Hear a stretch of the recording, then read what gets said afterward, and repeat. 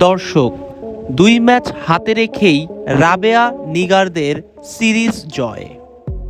কি সুন্দর খেলেছিল বাংলাদেশ নারী দল।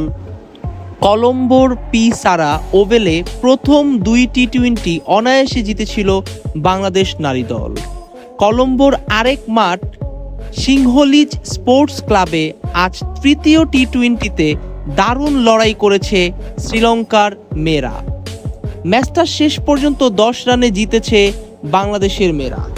এ ম্যাচ জয়ে 2 ম্যাচ বাকি থাকতেই সিরিজ নিজেদের করে নিলেন নিগার, নাহিদা ও রাবেয়ারা। টস জিতে ব্যাটিংয়ে নামে বাংলাদেশ নারী দল।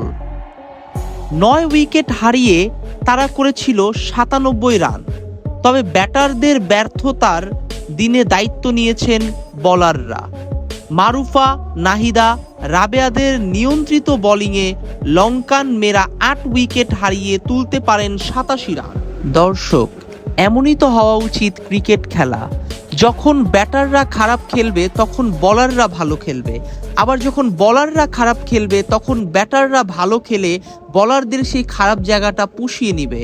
তাহলেই তো ম্যাচ ভালো হবে। এমন একটা ম্যাচ আমরা দেখতে পেয়েছি এবার। আজ বোলারদের সম্মিলিত নৈপুণ্যের দিনে 2টি করে উইকেট নেন অধিনায়ক রাবেয়া, মারুফা আক্তার ও নাহিদা আক্তার। ব্যাট হাতে 2 দলের কেউই 30 পেরোতে পারেননি। সর্বোচ্চ 26 রান বাংলাদেশের ওপেনার সাথী রানীর। 5-এ নামা ঋতুমণি অপরাজিত থেকে 25 রানের ইনিংসটি না খেললে অনেক আগেই হয়তো গুটিয়ে যেত বাংলাদেশ। চলুন জেনে নেই সংক্ষিপ্ত স্কোর। বাংলাদেশ নারী দল 20 ওভারে নিয়েছেন 97 রান। সাথী নিয়েছেন 26, ঋতু 25, দিলারা 13, নিগার 12, মালসা নিয়েছেন 4 উইকেট, মাদুসানি নিয়েছেন 2 উইকেট, তারুকা নিয়েছেন 1 উইকেট, মাদারা নিয়েছেন 1 উইকেট। আর অপরদিকে শ্রীলঙ্কার নারীরা নিয়েছেন 20 ওভারে 87 রান, 8 উইকেট তারা নষ্ট করেছেন। সান্দামিনী নিয়েছেন 22 রান, নুতিয়াঙ্গা নিয়েছেন 21 রান, সন্দীপনী নিয়েছেন 12 রান, মারুফা নিয়েছেন 2 উইকেট, নাহিদা নিয়েছেন 2 উইকেট, রাবেয়া নিয়েছেন 2 উইকেট, ফাহিমা নিয়েছেন 1 উইকেট, সুলতানা নিয়েছেন 1 উইকেট।